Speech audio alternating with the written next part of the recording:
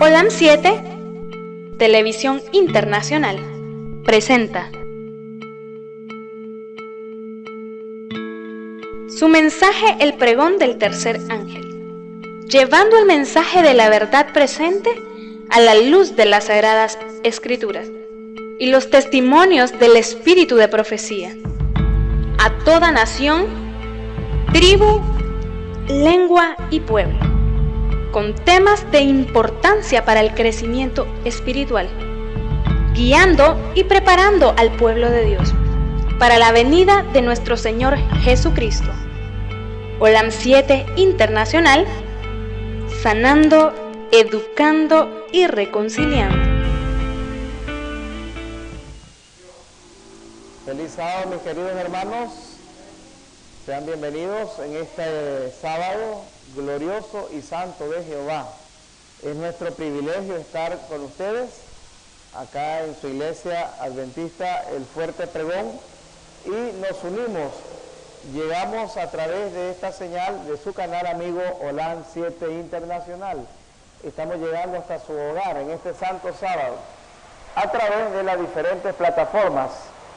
Usted puede encontrar cada una de las exposiciones de la palabra de nuestro Dios. Así que, mis hermanos, sean bienvenidos. No se despegue de esta sintonía, porque vamos a estudiar la palabra de nuestro Dios. Pero vamos a orar para que sea el Señor dándonos esa iluminación al abrir su palabra.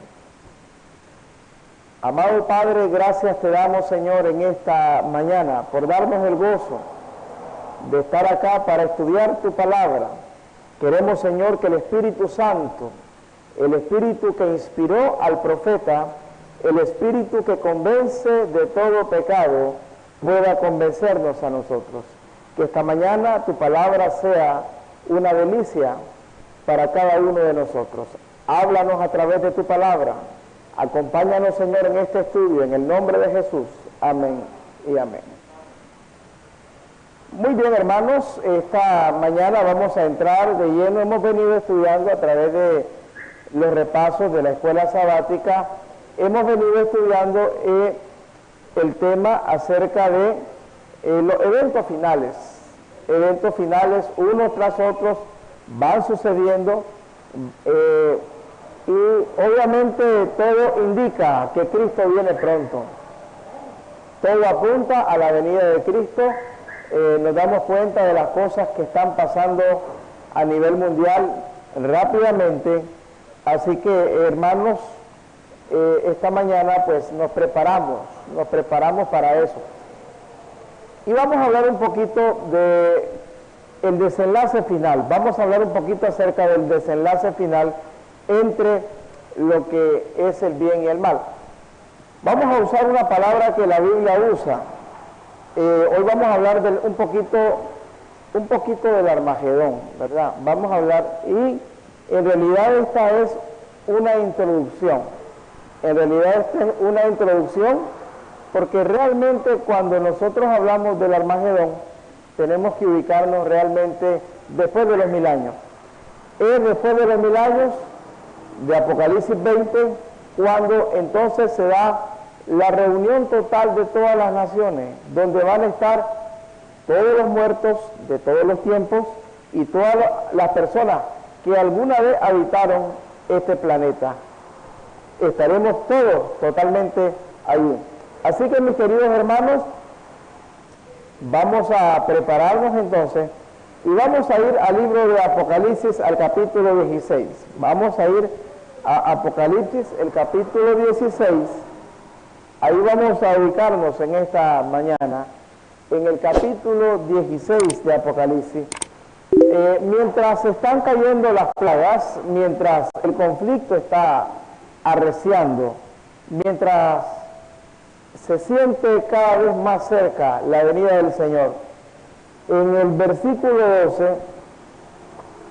hablemos un poquito de la quinta y sexta plaga, porque esto tiene que ver mucho con el Armagedón. Pero la palabra Armagedón, en realidad algunos la han tomado. La palabra en sí es una palabra desconocida, La raíz más cercana a Armagedón es la palabra Megiddo.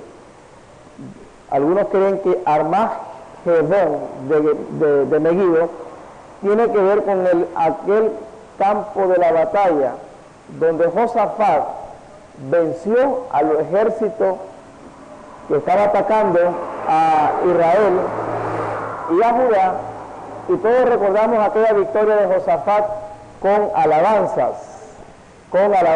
Así que, mis queridos hermanos, la batalla de Megiddo, algunos lo traducen como la batalla de Megiddo. Lo cierto es que es una batalla final entre dos fuerzas, el bien y el mal. Vamos al versículo 10. El quinto ángel derramó su copa sobre el trono de la bestia, y su reino se volvió tinieblas, tenebroso, y se mordían sus lenguas de dolor. La quinta plaga es sobre Babilonia. Y blasfemaron al Dios del cielo por sus dolores y sus úlceras, y no se arrepintieron. ¿Qué es realmente lo que está sucediendo? Recuerden que las plagas en realidad atacan a todos los que están sellados por la bestia. Lo que está sucediendo en el versículo 10 y 11 es que la gran ciudad, el gran imperio de la mentira, está comenzándose a derrumbar, y eso es previo a la venida de Cristo. Cuando usted ya llega al 17, usted ve con un poquito más de detalles esta caída. Ahora es interesante, cuando nosotros leemos en el capítulo, veamos el capítulo 18, algunos versículos del capítulo 18 que están conectados con la quinta plaga, la caída de Babilonia. Vamos a ir al capítulo 18. Note qué es lo que está en juego acá. Dice el versículo 5, porque sus pecados han llegado hasta el cielo, y Dios se acordó de sus maldades. Esto nos recuerda siempre que la misericordia tiene un límite, hermano. Así como la misericordia tiene límites para una nación, también para los individuos. Cuando dice el texto que los pecados han llegado al cielo, es que han traspasado la medida de la misericordia de Dios. Ahora, para traspasar la misericordia de Dios, hermano, es que son pecados serios. Porque si hablamos de misericordia, hermano, dice Isaías 55, como son altos los cielos de la tierra, así es mi misericordia. ¿Me entiendes? Porque nosotros los seres humanos tenemos la tendencia a que no somos misericordiosos. Mire qué tremendo. Nosotros que somos pecadores, mortales y miserables, somos duros. Y Dios es amor. Dios tiene más misericordia que nosotros. Es más, el profeta Miqueas dice que Dios como tú, que se deleita ¿en qué? En perdonar. Pero aquí la profecía dice que los pecados de ella, del engaño, han llegado hasta el cielo. O sea, ya llega un momento en que Dios no tolera la apostasía y no tolera todo lo que ha hecho. Y noten lo que dice el versículo 5, porque sus pecados han llegado hasta el cielo y Dios se acordó de sus maldades. Ahora, no es que Dios no estaba viendo sus maldades.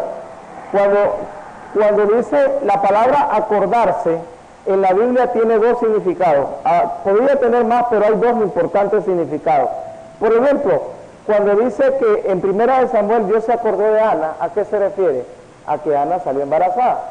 Cuando dice que Dios se acordó de Sodoma, ¿a qué se refiere?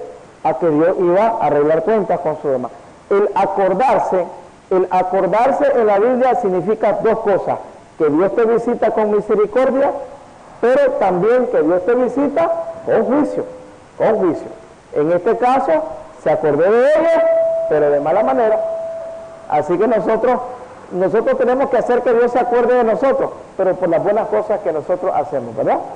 Por lo bueno, no por lo malo. Y dice ahí el versículo 6, dadle como ella os dio, pagarle el doble de lo que ella ha hecho. En la copa que ella os dio a beber, dadle a beber el doble. Ahora, recuerde que esa copa, de acuerdo a los versículos del 1 al 5, está llena de abominaciones. Abominaciones. Y es interesante, por ejemplo, cuando usted estudia la palabra abominación, en la Biblia, a mí me gusta siempre estudiar la Biblia con mi concordancia. Yo hace algunos años tuve la suerte de conseguir una concordancia Strong, yo se la recomiendo, y entonces me fui a la palabra abominación en la concordancia y descubrí que, porque así dice Apocalipsis 17, que la copa de la mujer está llena de abominaciones, y entre las abominaciones que ella tiene allí en la copa, de esa copa ella le debe beber a los pueblos enteros. Y entonces descubrí que abominación es delante de Dios comer cerdo. Así dice Levítico 11. También descubrí en Ezequiel 8 que la palabra abominación está relacionada con la adoración al sol. Por eso la adoración en domingo Dios la llama abominación. ¿Entiende? Es la Biblia la que lo llama así. Cuando en Ezequiel 8 Dios denuncia a los sacerdotes que adoran al sol, dice, mira las abominaciones que hacen mis sacerdotes. Y también descubrí que abominación en Deuteronomio 18 es invocar a los muertos. Y entonces ahora entiendo por qué esta mujer practica la invocación de los muertos a través de los rezos, de las misas y a través de todo lo que hace eso. Rezarle a alguien que ya murió es invocar a un muerto y es abominación, así como sustituir a Cristo en el santuario. Ok, la plaga se derrama y entonces comienza a castigarse a esta mujer por sus abominaciones. Sigamos leyendo. Y dice el versículo 7, cuando se glorificó y vivió en deleites, tanto darle de tormento y llanto, porque dice en su corazón, estoy sentada como reina, no soy viuda, ni veré llanto. En otras palabras, llegó un momento en que el engaño, según este versículo, va a llegar un momento en la tierra en que el engaño prácticamente será global, y a veces hay personas que dicen, bueno, el otro día hablaba con alguien acerca del tema del día de reposo, y me decía, pero yo no creo que tanta gente en el mundo que guarda el domingo, miren el razonamiento que Satanás le había dado, no creo que tantas personas que guardan el domingo estén equivocados y que un solo puño que guarda el sábado tenga la razón. Y entonces yo le respondí, se me vino a la mente y le di la respuesta de aquel texto de Jesús. Bueno, dice la Biblia que ancho y espacioso es el camino que va a la perdición, y son muchedumbre. Así, según Jesús, la mayoría va en el camino equivocado. O sea, ahora, no es que Dios quiere que se pierdan, pero Jesús es claro. Y dice, y angosto es el camino que va a ¿dónde? ¿Y cuántos van ahí? Entonces, por eso es que la profecía dice pagarle doble. ¿Por qué?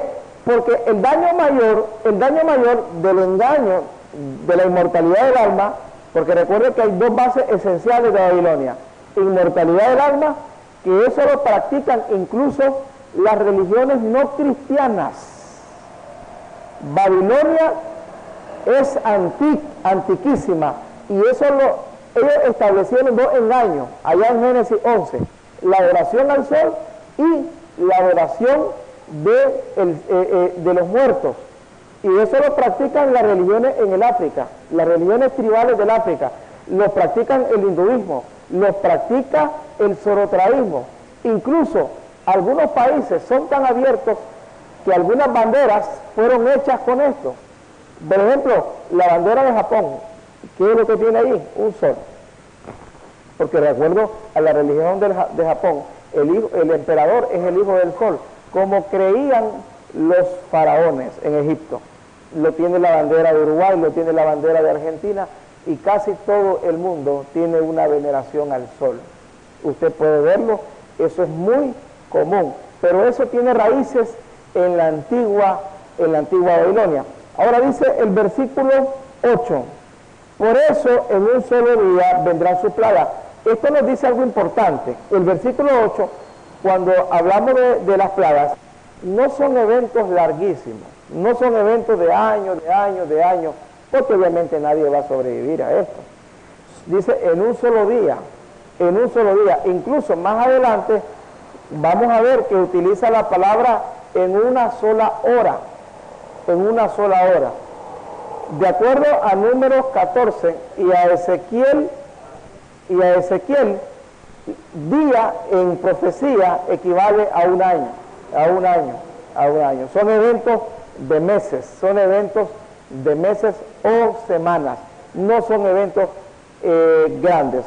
Y dice el versículo 9, cuando los reyes de la tierra que han fornicado con ella y han vivido con deleites, vean el humo de su incendio. Ahora note algo importante, que esta parte del Armagedón es la venida de Cristo contra los que están adorando la bestia y su imagen, pero no hay arreglo de cuentas. Por eso titulamos el tema hoy Armagedón parte 1, porque en realidad vemos a los dos actores, pero las cuentas realmente están pendientes. Las cuentas en realidad se van a saldar, completas matemáticas, después de los 1000 años. Sigamos leyendo. Dice el versículo 8, por eso en un solo día vendrán sus plagas y muerte y llanto y hambre, y será consumida por el fuego, porque el Señor Dios la juzgará.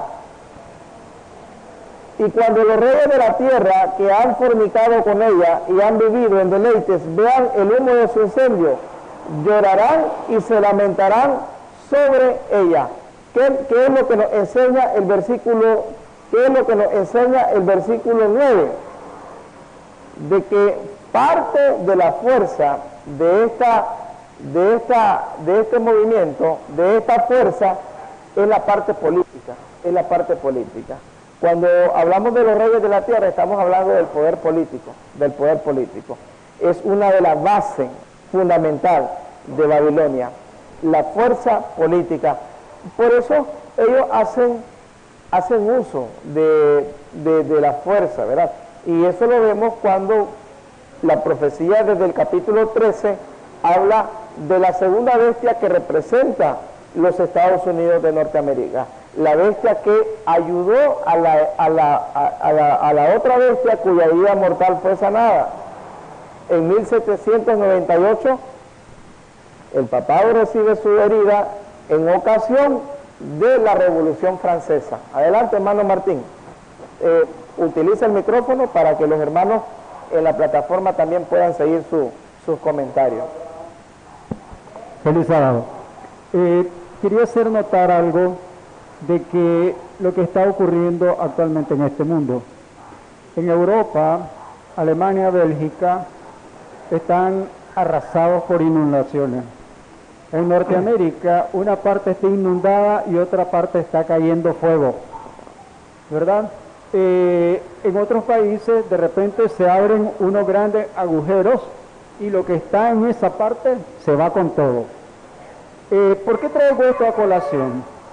Porque sencillamente, hermanos, delante de nuestros ojos están sucediendo todas estas cosas y nosotros no hemos salido del estado laodicense. Es preocupante.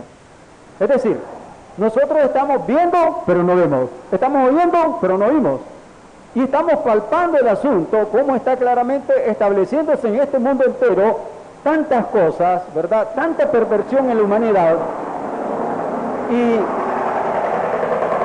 los hechos que se están dando en este mundo, los hechos que está reclamando la naturaleza como propios, es decir, nosotros estamos viendo todas estas cosas. ¿Y qué pasa con los adventistas? El adventista corporativo, como el adventista de grupos de sostén propio, desgraciadamente estamos en la misma fase. No hemos logrado avanzar. ¿Por qué? Porque sencillamente, ¿dónde está nuestro avance, pues? Esa es la limitante, porque aún dentro de nuestra propia familia no hay ese avance. Y eso debe ser preocupante para cada uno de nosotros. Porque si nosotros somos y fuimos escogidos, si nosotros somos enviados, pero enviados ¿a qué y a quién? En principio, a nuestra propia familia primeramente. Primero Jerusalén, ¿sí o no? Primero Jerusalén. Entonces, ¿pero qué pasa? Si yo como adventista no soy capaz de tener a mi familia dentro del entorno de lo que Dios manda, ¿qué está pasando? Porque todo esto que estamos viendo en este mundo obviamente no es el castigo de Dios todavía.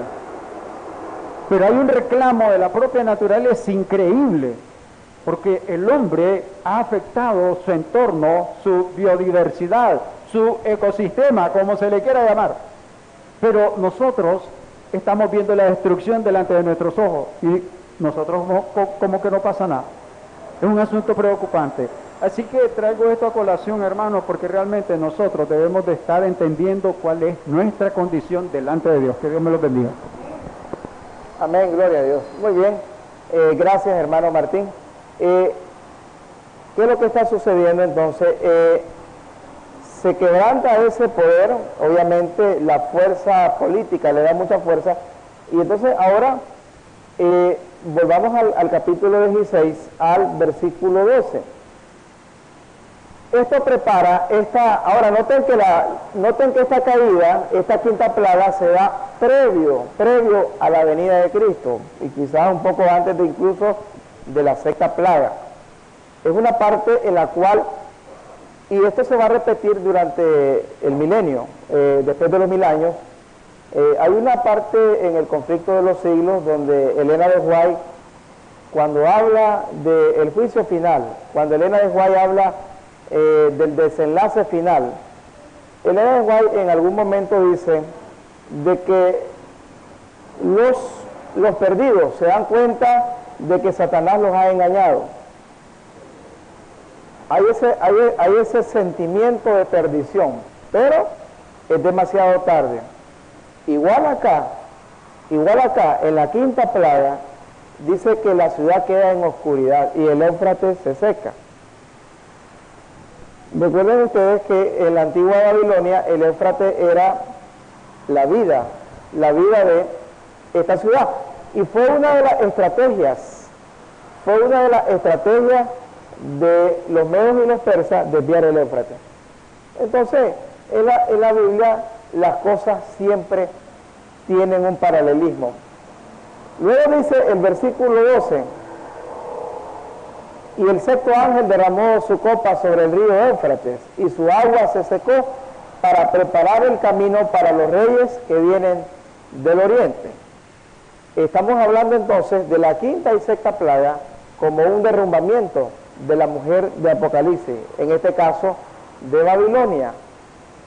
El río, su soporte, las muchedumbres, sus seguidores, todo lo que estaba soportando, y como ya vimos también, la política, los reyes, los grandes, todo esto se ve mermado. Eso antes de la venida de Cristo. En otras palabras, ya cuando Cristo viene es una Babilonia prácticamente derrotada, abandonada por las mismas personas. Obviamente, lo triste es lo que dice el versículo 11, que aún con estas plagas y todo esto, las personas no experimentaron un arrepentimiento. Como lo decía el hermano, prefirieron seguir en su estado de la Odisea y prefirieron seguir en su estado de pecado. Ahora, cuando hablamos del Oriente, en la Biblia el Oriente obviamente siempre está asociado a Dios. Estaba el Edén en el Oriente, de acuerdo al Génesis, estaba incluso la Torre de Babel, dice que los que salieron del Oriente, y siempre ha estado allí como el lugar de Dios. Oriente viene de la palabra Orión, ¿verdad? Elena de White dice en varias citas que en Orión, hablando de la constelación, es el lugar de habitación de Dios. Lo que sí sabemos es que es el este, ¿verdad? Es el este. Muy bien, ahora dice el versículo 12, que cuando se da El secamiento del Éufrates prácticamente es la preparación para la venida de los reyes del Oriente, en este caso el Padre, el Hijo y el Espíritu Santo. Aunque obviamente es la venida de Cristo, recuerden que el Espíritu Santo está con los... ¿A dónde está en ese momento el Espíritu Santo? El Espíritu Santo está en la tierra con el remanente. El Espíritu Santo está acompañando a su pueblo, a los que se hallen inscritos, de acuerdo a Daniel 12:1, aquellos que están en el libro de la vida. Y ahora dice el versículo 13, y vi salir de la boca del dragón. Noten los tres actores, el dragón, Satanás, de la boca de la bestia, esto es el romanismo, y de la boca del falso profeta, tres espíritus inmundos como ranas. Es una triple alianza que ha estado, y lanzan un último engaño. Y dice el versículo 14, son espíritus de demonio que hacen señales y van a los reyes de todo el mundo para reunirlos para la batalla de aquel gran día del Dios Todopoderoso. El día de Dios en la Biblia está relacionado con el día del juicio. Por ejemplo, cuando Sofonías 2:9 habla y dice, viene el día de Jehová, se está refiriendo al día del juicio. Cuando Malaquías 4:1 dice, viene el día ardiente como un horno, se está refiriendo al día del juicio. O él también lo dice, se acerca el día de Jehová. Es muy común, Isaías 61, cuando también lo dice, antes que venga el día de la venganza de Jehová. Entonces, cuando aquí dice que los reyes se están preparando para el día del Dios Todopoderoso, en realidad se están preparando para la batalla final, entre el bien y el mal. Ahora, sabemos nosotros que esta batalla ya fue ganada. Jesús dijo en la cruz, consumado es, ¿me entiendes? Y si el diablo reina, será en aquellos que se lo permiten, no porque Dios no haya ya actuado. Y me gusta Colosenses 2:15, dice Colosenses 2:15, que Cristo en el Calvario exhibió a los demonios y potestades públicamente ante el universo. Estamos hablando, hermanos, de un ejército perdido, estamos hablando de un general vencido, estamos hablando de fuerzas vencidas. Hay poder, sí tienen poder, sí, porque hay personas que se lo dan, lamentablemente, pero el cristiano más débil, si se aferra, dice Elena de White en El Camino a Cristo, si se aferra al poder de la gracia, vencen a Satanás.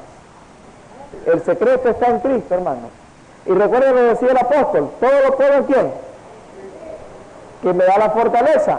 Entonces, no temamos a esta batalla. Ahora, es necesario, sí, porque ahora Dios ha permitido el desarrollo del conflicto. Y no es que Dios se deleite en el sufrimiento, y no es que el Señor esté aplaudiendo las cosas malas que suceden, los crímenes, las violaciones, los robos, las maldades, las enfermedades, las guerras. No, hermano. Pero Dios permite que esto se extienda, porque recuerde usted que acá está en juego no solo la paz de la tierra, está en juego no solo tu salvación y la mía, está en juego el concepto de Dios en el universo. Esta es una guerra cósmica y el universo entero está pendiente del desarrollo. Por eso decía el apóstol Pablo en la epístola a los Corintios, vosotros sois cartas leídas, ¿a dónde? Al universo. ¿Se acuerdan de Job? En realidad, la apuesta del diablo y Dios con Job, en realidad no era solamente por un anciano con 10 hijos y que era rico. Estaba en juego, la cuestión en juego es lo que el diablo le dijo. Sirve a Dios. ¿Qué dijo el diablo? Sirve Jehová a Dios de qué. En otras palabras, lo tienes comprado. Y eso el diablo tan solo repitió lo que dijo en los atrios celestiales cuando no existíamos, cuando la tierra no existía. El diablo aseveraba y decía, bueno, danos libertad, a ver cuántos se quedan contigo. Y se trajo a la tercera parte, la engañó, porque nunca ha tenido razón. Él nunca ha tenido razón. Ahora, por eso es que Dios permite el conflicto en la vida de Job. Porque al final Job demuestra al universo que efectivamente él servía por amor a Dios. Y él dijo, Jehová Dios, Jehová quitó, sea bendito el nombre de Dios. ¿Podemos decir eso usted y yo? Debemos de decirlo. Gloria a Dios si tenemos. Y gloria a Dios si no tenemos. O sea, y entonces eso, cuando usted llega a esa fe de Job, a esa convicción de que teniendo o no teniendo, usted es fiel a Dios, eso vindica a Dios ante el universo. Y el universo dice, y el universo contempla y dice, en realidad que esta gente ama a Dios. En realidad que los redimidos que lleguen al cielo, estarán completamente seguros de que ellos no van por las mansiones, ellos no van por la vida eterna, ellos van porque aman a Dios. O sea, ahora, recuerdo un himno adventista viejísimo, de los quizás años 60 y 70, y lo escuché en algunas versiones y siempre me gustó la letra que decía, me preguntan por qué sirvo a Dios. Y la estrofa repite, si no hubiera calle de oro, si no hubiera ese mar de cristal, siempre serviría a Dios porque Él me amaba. Lo que decía el apóstol Juan, nosotros le amamos a Él porque Él, ¿qué cosa? Nos amó primero. El cristiano debe llegar a esa plenitud de amor. Es lo que decía el Señor Jesús en Juan 14:15. Cuando ustedes me amen, ustedes van a guardar mis mandamientos. Va a ser tan fácil guardar los mandamientos de Dios. Te vas a deleitar. Usted se va a deleitar en venir a la iglesia a cantar. Se va a deleitar en leer la palabra de Dios. Se va a deleitar en las cosas espirituales. Eso es lo que está hablando. Y por eso es que Dios está permitiendo este conflicto. Por eso llega hasta ese momento en que ellos se están preparando para esa batalla. Ahora, ¿cómo es que ellos se están preparando? Vamos a Apocalipsis 13. Ellos se preparan con dos grandes edictos en contra del pueblo de Dios, en contra de los que guardan los mandamientos de Dios y tienen la fe de Jesús. Note, Apocalipsis 13, dice la palabra de Dios en Apocalipsis 13. Note lo que dice la palabra de Dios en Apocalipsis, el capítulo 13, versículo 14. Con las señales que se le permitió realizar en presencia de la primera bestia, engaña a los habitantes de la tierra y les manda que hagan una imagen de la bestia que tuvo la herida y de la herida de espada y vivió. Versículo 15. Y se le permitió infundir aliento a la imagen de la primera bestia, para que la imagen pudiese hablar y dar muerte a todo el que no adore a la imagen de la bestia. Ok, ¿qué tipo de edicto va a existir contra los que guardan los mandamientos de Dios? Un edicto de muerte, un edicto de muerte. Ahora, ¿esto es nuevo? No. En el pasado, ¿los hijos de Dios han enfrentado edictos de muerte? Sí. Recordemos a Esther y a Mardoqueo, ¿lo recuerdan? Recordemos a los 3 jóvenes hebreos, ¿lo recuerdan? Así que eso ha sido común, hermano. ¿Se acuerdan de Daniel en el pozo de los leones, verdad? Ahora, volvamos al capítulo 16. Volvamos al capítulo 16 y el versículo 14.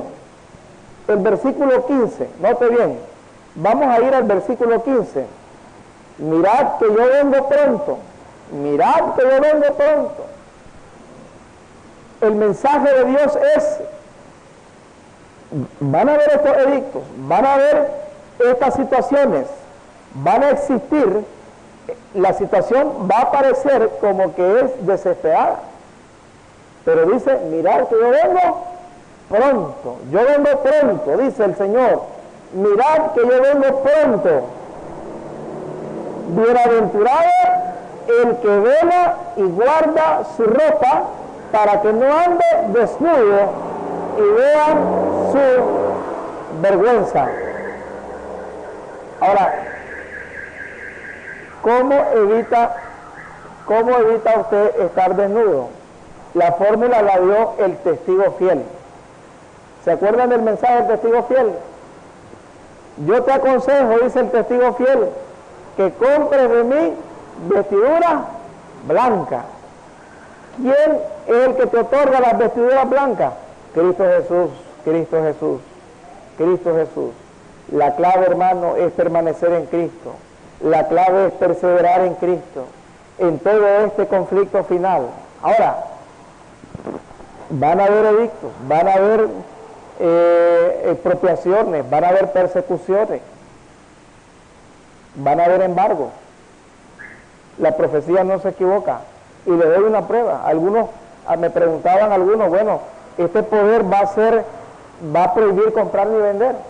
Algunos ven esa profecía en el futuro, porque Elena de White identifica la segunda bestia en el conflicto de los siglos como Estados Unidos de Norteamérica. La identifica hace más de 150 años, cuando no era lo que es hoy. Y dice ella, habrán embargo económico. Y algunos creen, y dicen algunos, ¿y esto será que suceda? Bueno, vean los embargos económicos que Estados Unidos mete a países, a personas y a instituciones. Y todavía no duden de lo que está. Ya este poder tiene la capacidad, ya este poder habla como dragón. Y si usted nota, ahora lo hacen por razones políticas, obviamente. Usted nota el caso de Cuba, de Nicaragua en los 80, o con personas, ellos vienen y hacen una ley y esa persona literalmente deja de existir en el planeta. Le congelan cuentas, le congelan esto. Eso nos indica lo que decía ella hace más de 150 años. Pero dijo también algo interesante. Dice ella, Dios ha bendecido a esta nación, porque recuerde que ellos nacieron con la Biblia en la mano. Y ellos decían, y ellos todavía mantienen en el dólar, en Dios confiamos, aunque sea solo de labia. Pero dice ella, cuando aprueben el domingo, cuando aprueben la ley dominical, viene la ruina nacional. Y lo que ella ha dicho en todas esas páginas sagradas se ha cumplido al pie de la letra. Totalmente, hermano. O sea, por eso es que ella es la profeta del Señor. Y nunca dude de los testimonios, hermano. Nunca dude, porque todo se ha cumplido. Y esto demuestra todo lo que está acá en la profecía, completamente respaldado.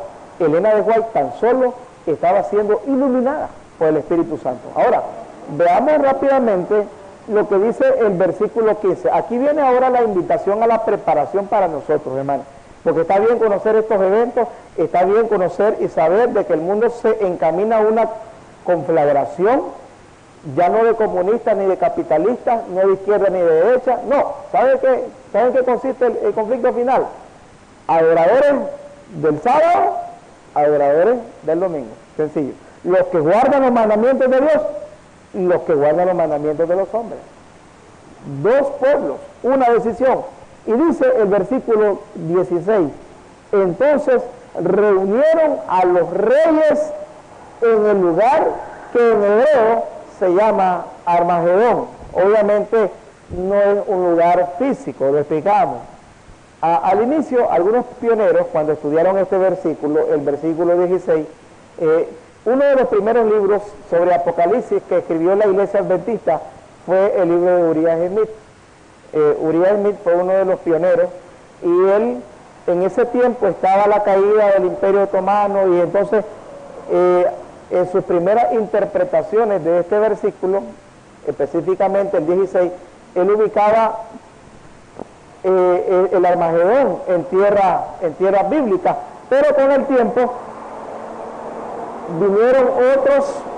vinieron otros hermanos que estudiaron la Biblia. Recuerden que la palabra de Dios es como la luz de la aurora, dice el libro de Proverbios, y va en aumento. Y entonces luego Mervyn Maxwell, de los libros más viejos, ya proponía un Armagedón mundial. Y ya últimamente hay varios libros, como el libro de algunos últimos libros de Apocalipsis, como Jack Buchan, otros han escrito como estos hermanos ucranianos, creo que son de Ucrania, Stankovic. Ya no se usa un literalismo acá. Claro, el versículo en realidad no puede ser literal, porque realmente solo hace énfasis en la palabra hebrea, y lo más cercano que hay a Armagedón es el monte Megiddo, donde fue aquella batalla de Josafat. Lo que sí sabemos por la Biblia es que es una batalla entre Dios y sus ángeles, y una batalla entre Babilonia y su pueblo.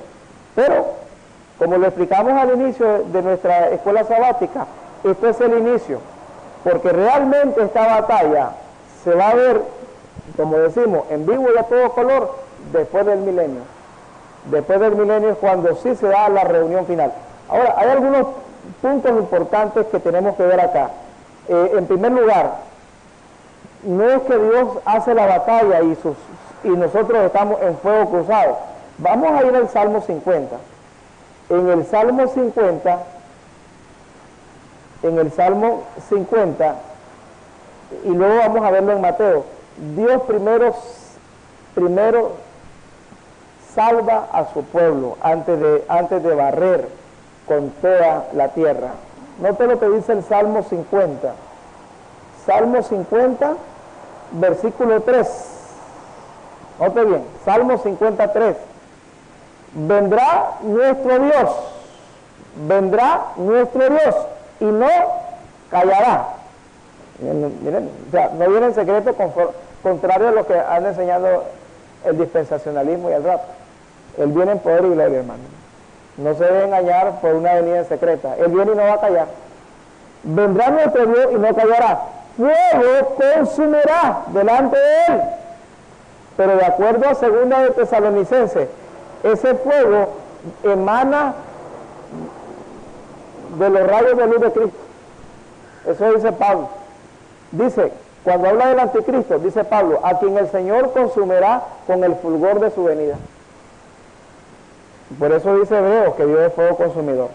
Fuego consumirá delante de él y una poderosa tempestad lo rodeará. Eso va a ser, hermano, si la gente con un temblor sale corriendo ahora, imagínense ahora la venida y la presencia de Dios.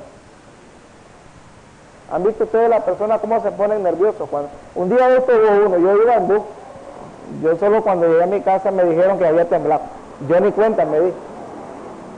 Ahora imagínese usted, o sea, ahora recuerde usted, ¿por qué viene una tormenta? Obviamente vienen millones de ángeles. Dice el versículo 4, convocará a los santos, a los altos cielos y a la tierra para juzgar ¿a quién? A su pueblo. Note bien, el día de juicio. Y ordenará, note la orden que da, versículo 5, juntadme ¿a quién? A mis fieles, juntadme a mis fieles.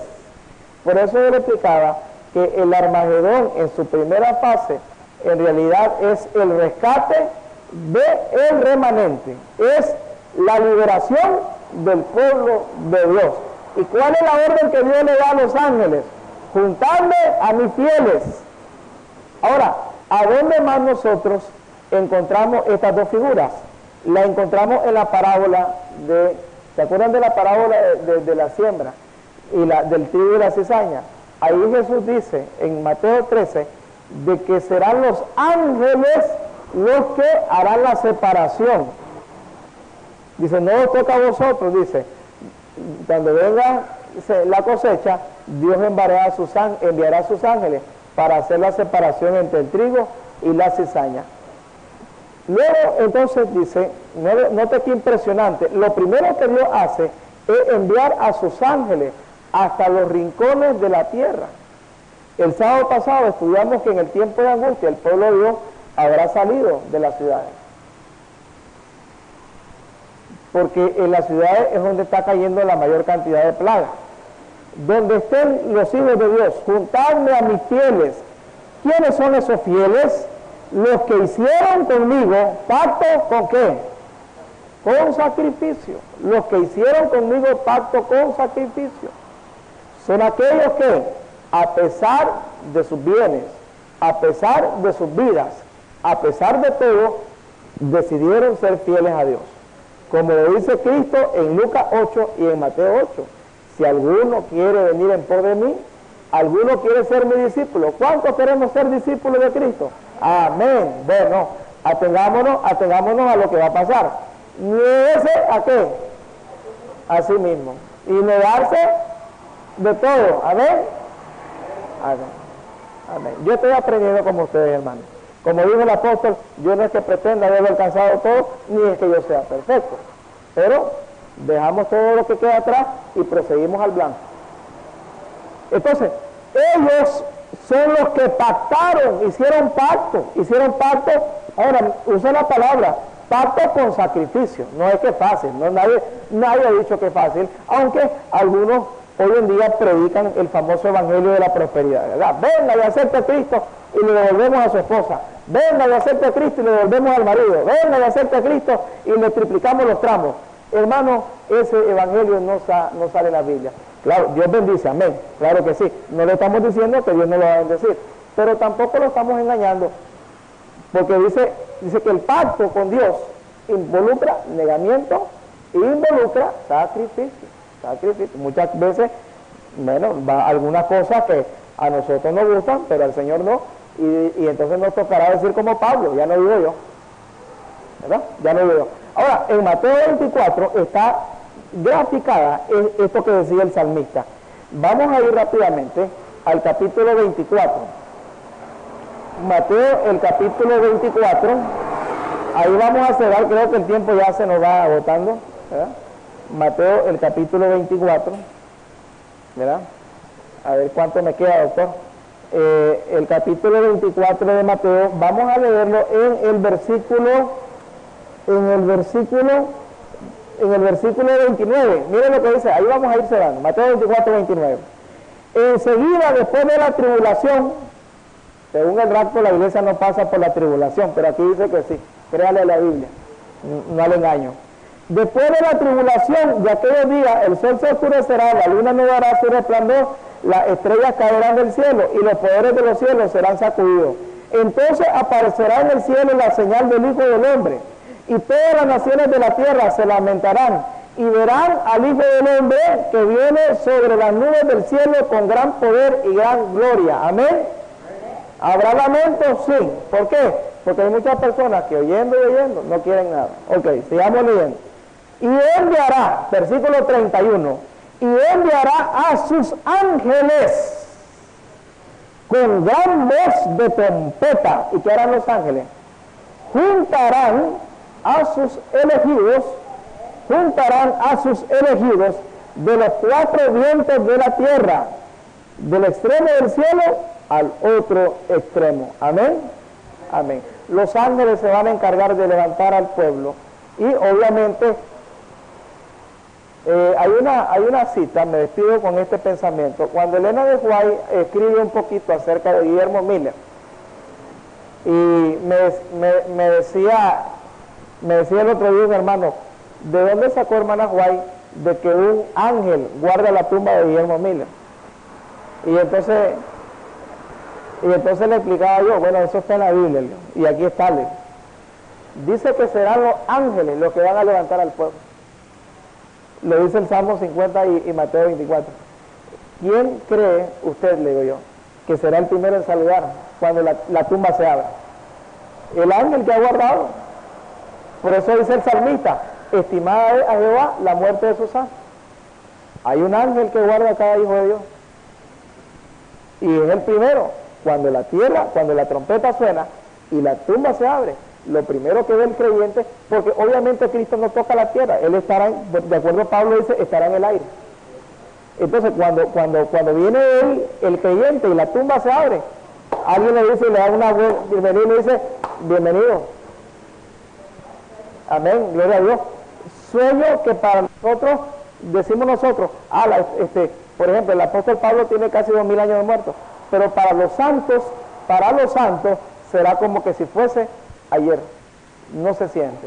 Eso es maravilloso. Así que los hijos de Dios, cuando la trompeta suene y los ángeles no se vienen a levantar a los vivos, a los hijos vivos, también le darán la bienvenida a los hermanos que están durmiendo. Eso va a ser maravilloso. Amén.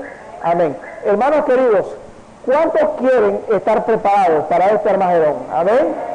Bueno, ahí escuchamos el consejo de Dios. Ahí en Apocalipsis 16:15 lo tenemos. Mira que vengo pronto. Guárdate de no andar desnudo y cuida tu galardón. Y el secreto está, dice, por el aumento de la maldad, el amor se enfriará, pero el que persevera hasta el fin, ese será salvo. Que Dios los bendiga, mis hermanos queridos. Vamos a orar para cerrar nuestro estudio. Amado Padre, gracias te damos, Señor, por tu bendita palabra. Gracias te damos, Señor, porque enviarás a tus ángeles a levantar a tu pueblo, a levantar a aquellos que duermen, aquellos que durmieron de la fe de Cristo, abrazados a la promesa del Evangelio. Gracias te damos, Señor, porque nunca nos va a dejar solos. Y como dice el apóstol, en un abrir y cerrar de ojos, a la final trompeta, seremos levantados y estaremos contigo para siempre, Señor. Anhelamos ese día, Señor. Este mundo está lleno de sufrimientos, pérdidas, tristezas. Anhelamos esa mañana cuando los cielos se abran y estaremos siempre con el Señor. Bendíganos, oh Dios. Quédate con nosotros en el resto del programa. En el nombre de Jesús. Amén y amén. Dios les bendiga. Olam 7, Televisión Internacional, presentó